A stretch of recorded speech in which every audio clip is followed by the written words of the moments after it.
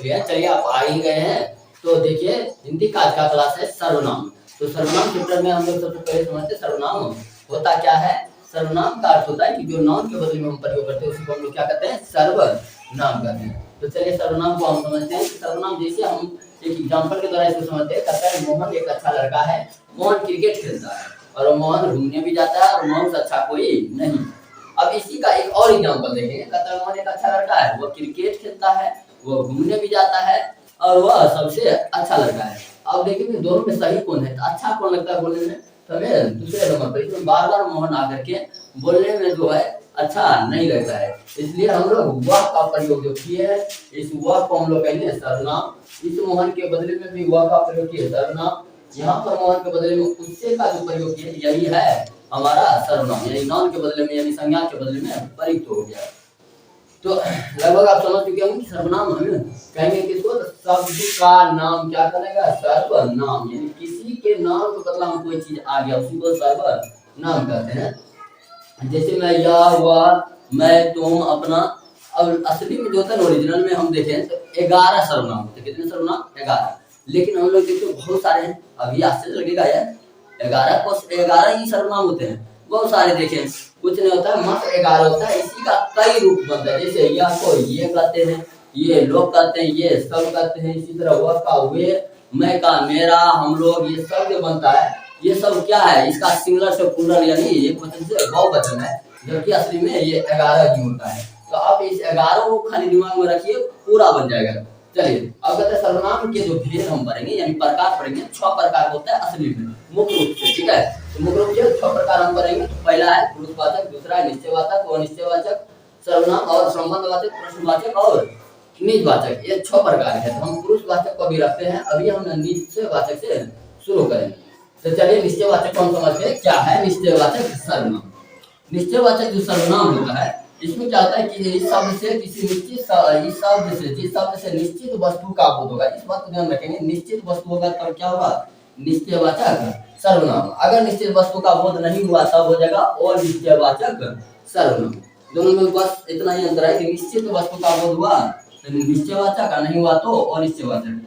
इसमें याद रखेंगे या, वह, ये, वे, आपके, ये सब क्या है निश्चयवाचक है। और अनिश्चय में याद रखेंगे कोई और कुछ।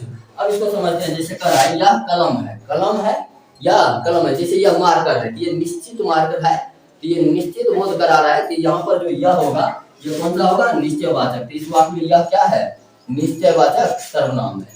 समझिए, वह पुस्तक हिंदी है, मतलब पुस्तक तो है लेकिन कौन चीज का है, हिंदी का है, निश्चित रहेगा निश्चयवाचक सर्वनाम। अब इसका एक एग्जांपल हम समझते हैं कि दरवाजा पर कोई खड़ा है, मतलब दरवाजा पर खड़ा है लेकिन कोई खड़ा है, मतलब निश्चित नहीं है। निश्चित नहीं है इसको कहेंगे अनिश्चयवाचक सर्वनाम। इसी तरह से कहता है कुछ ना कुछ गड़बड़ है, यदि गड़बड़ तो है, कुछ ना कुछ है मतलब पता नहीं है, तो निश्चित नहीं है अनिश्चयवाचक सर्वनाम इसको मानते हैं। ठीक है, लगभग आप लोग ये दोनों समझ चुके होंगे। अगला देखते हैं संबंधवाचक सर्वनाम। तो जो सर्वनाम एक शब्द या एक वाक्य को दूसरे शब्द या वाक्य से संबंध में जोड़े उसको हम लोग क्या कहते हैं, संबंधवाचक सर्वनाम। एग्जांपल से आप समझिए इसको।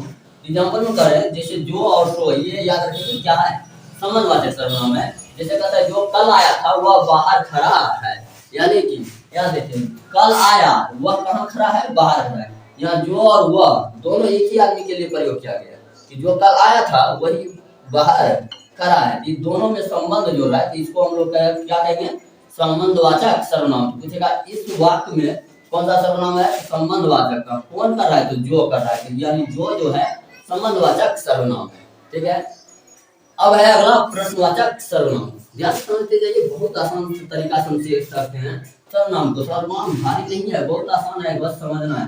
कहता है प्रश्नवाचक सर्वनाम, इसमें नाम से ये प्रश्न, यानी जिस सर्वनाम से प्रश्न का बोध होगा उसे हम लोग क्या कहेंगे, प्रश्नवाचक सर्वनाम। जिसमें हम याद रखें क्या, कौन, कब, कैसे, कहाँ, क्यों, ये सब जिसमें प्रश्न लगा। आपको ये नहीं कि इसको रखना है, इसको रखना नहीं है, ध्यान लगाना है कि प्रश्न किया क्या हो गया, प्रश्नवाचक। जैसे यहाँ कर रहा है कृष्ण क्यों द्वारिका गए, यानी कृष्ण जी द्वारिका गए लेकिन क्यों गए थे, तो ये क्वेश्चन कर दिया, कृष्ण क्यों द्वारिका गए, क्वेश्चन कर दिया, यानी इसमें है प्रश्नवाचक सर्वनाम। कल कहाँ के राजा थे, कल राजा तो थे लेकिन कहाँ के, क्वेश्चन कर रहा है, यह प्रश्नवाचक सर्वनाम। तो लगभग आप इसको अच्छी तरह से समझ चुके हैं। अब हम देख लेते हैं एक बार निजवाचक को पढ़िए। निजवाचक सर्वनाम जो होता है, कहता है जिस सर्वनाम से स्वयं यानी निज का अपना खुद का बोध होगा उसे हम लोग क्या कहेंगे, निजवाचक सर्वनाम। ठीक है, निज माने अपना स्वयं का चीज। जैसे हम इसको याद रखें अपना, अपने, स्वयं, खुद ये सब लगा होगा तो हम लोग इसे निजवाचक कहेंगे। ये सब तरीका हो गया। और जैसे यहाँ सुनिए, अपना खाना बनाता हूँ, अपना खाना बनाता हूँ, मैं अपना खाना बनाता हूँ, खाना तो बना लूंगा अपना, अपना जो लग गया यहाँ पर, जैसे यहाँ दे दिया है, ऐसा ही देकर कहेगा रेखांकित चिन्ह बताइए कौन सा सर्वनाम है, तो कौन सा सर्वनाम हो जाएगा, निजवाचक। जैसे कहता है वे लोग खुद खाना बनाता है, यानी वे लोग खाना तो बना रहा है लेकिन खुद का रहा है, ये खुद क्या है, अपने लिए प्रयोग किया गया, तो इसको हम लोग क्या कहेंगे, निजवाचक सर्वनाम। उम्मीद है कि आप लोग बहुत अच्छे तरीके से सीखते होंगे। चलिए इस तरह से अब हम लास्ट में याद कर लेते हैं पुरुषवाचक सर्वनाम। पुरुषवाचक को हम लास्ट में इसलिए बता रहे हैं कि ये पुरुषवाचक के 3 भेद होते हैं। ठीक है, कौन कौन होता है, प्रथम पुरुष, मध्यम पुरुष, अन्य पुरुष। अब इस सबको पहचानना सबसे आसान होता है। ठीक है, इसलिए परिभाषा ना लेकर के हम सिखा रहे हैं कि एकदम सोच में याद रखें कि जो बोलता है, बोलने वाला जो अपने लिए प्रयोग करेगा, इसे क्या कहेंगे, प्रथम पुरुष। जैसे मुझे कुछ बोलना है तो मैं, मेरा, जैसे यह घर है तो यह घर ही मेरा है, तो मेरा है तो अपने लिए मेरा का प्रयोग किए हैं, क्या देखो प्रथम पुरुष। समझ रहा है, जैसे कल बाजार जाना है, मुझे खुद को जाना है, क्या कहेंगे, मैं कल बाजार जाऊंगा, यानी कि मैं किसके लिए प्रयोग किया, खुद के लिए, तो इसको क्या कहेंगे, प्रथम पुरुष, यानी बोलने वाला अपने लिए प्रयोग करे, प्रथम पुरुष। तो मैं, मेरा, हम लोग, ये सब क्या देगा, प्रथम पुरुष। मध्यम पुरुष जो सुनने वाला होता है, यानी जिससे हम बात करते हैं, जैसे तुम खाना खाए हो, यानी किसके लिए पूछ रहे हैं, उन्हीं के लिए पूछ रहे हैं। तो तुम खाना खाए हो क्या है, तुम जो है, तुम ये किसके लिए प्रयोग कर रहे हैं, जो सुन रहा है। जैसे आप सुन रहे हैं अभी, तो आपके लिए भी प्रयोग कर दिए, तो आप सुन रहे हैं, यही बोल दिए, तो देख लीजिए आपके लिए क्या प्रयोग किया है, तो सुनने वाले के लिए। तो सुनने वाला के लिए जो भी प्रयोग होगा उसको क्या कहेंगे, मध्यम पुरुष। इसमें आ जाता है तुम, आप, तुम्हारा, आपका, ये सब। ठीक है, अब समझते हैं अन्य पुरुष को। अन्य पुरुष क्या होता है कि ना तो बोलने वाला अपने लिए प्रयोग करता है, ना ही सुनने वाला के लिए प्रयोग करता है। ये प्रयोग जो होता है तीसरा व्यक्ति जिसके बारे में हम बोल रहे हैं उसके लिए प्रयोग करते हैं।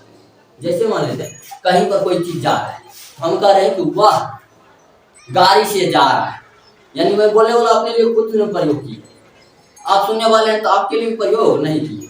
ये जो जा रहा है उसके लिए तीसरा व्यक्ति के लिए प्रयोग किया, इसको हम लोग क्या कहेंगे, अन्य पुरुष। समझ में आ गया, अन्य पुरुष। तो अन्य पुरुष में आ जाता है वह, ये, वे। जैसे वे लोग कल पटना गए थे, वे लोग मतलब बोलने वाला मैं, सुनने वाला आप, और हम बोल रहे हैं तीसरा किसी के बारे में, तो जो सुना कहता है जिसके बारे में बोला जाए उसे क्या कहेंगे, अन्य पुरुष।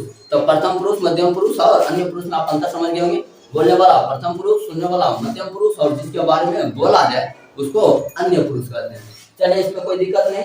चलिए ये 3 खत्म, अब हो गया। इस तरह से हमारा सर्वनाम खत्म। अब कुछ हम ईरर को पढ़ेंगे। ईरर का मतलब क्या होता है कि कुछ हमें दिक्कत आ सकता है इसमें।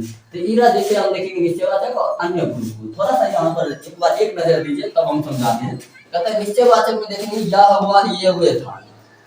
अन्य पुरुष में भी यही है, यह हुआ, वे हुए, यही चीज है, यानी दोनों में सेम है। कैसे हमें पता करेंगे कि निश्चयवाचक कौन है और अन्य पुरुष कौन सा है? ठीक है, इसके लिए हम यहाँ पर तरीका दें। जैसे यह हुआ, ये हुए, दोनों होता है निश्चयवाचक भी और अन्य पुरुष, तो दोनों में कैसे पता चलेगा? तो हम यहाँ पर तरह से ध्यान देंगे। कहता है वह कलम, मेरा कलम है।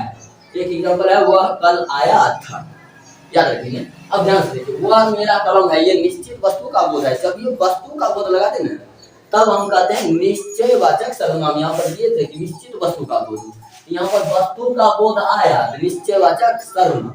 यहाँ कहता वह कल आया था, यहाँ कोई वस्तु का प्रयोग नहीं है, तो कोई वस्तु का प्रयोग नहीं है, इसे हम लोग क्या कहेंगे? इसे हम लोग कहेंगे अन्य पुरुष। दोनों में अंतर समझ आया लगभग? चलिए बिल्कुल। अब आगे हम चलते हैं कि अब इतना सारा पढ़ लिया, पूरी तरह से हम खत्म कर चुके हैं। ठीक है, अब पूरी तरह से खत्म करने के बाद ना इस सब का एक तोड़ याद रख लेते हैं कि एक छोटा सा तरीका हम याद रखेंगे, जैसे कि हम बताने में पूरा सक्सेस होंगे कि हम हर चीज को बता पाए। इसके लिए एक तरीका है जो कि सब आपको लिखा चुका है। कहता है मैं रहेगा तो इसको क्या कहेंगे? उत्तम पुरुष। तुम लगा रहे, तुम कर रहे, खाली तुम्हें नहीं, तुम लोग, आप लोग, आपका, तुम्हारा, सभी हो जाएगा ना। तो मध्यम पुरुष। वह यह लगा रहे, अन्य पुरुष भी और निश्चय भी, निश्चयवाचक सर्वनाम भी। तो अभी बताइए दिए हैं निश्चयवाचक और अन्य पुरुष दोनों सेम होता है, बस पहचानना है आपको। तरीका परिभाषा से ध्यान रखेंगे। कोई या कुछ लगा रहे तो वह निश्चय होगा, कौन या क्या लगल रहेगा तो क्या होगा? प्रश्नवाचक। जो या सो लगल रहेगा संबंधवाचक, अपने लगा रहेगा, निजवाचक हो जाएगा। और इस तरह से हम पूरी तरह से सर्वनाम को खत्म कर दिए और आपके एग्जाम में निश्चित रूप से 1 से 2 क्वेश्चन इसका रहेगा, तो पूरी तरह से याद कर लेना है।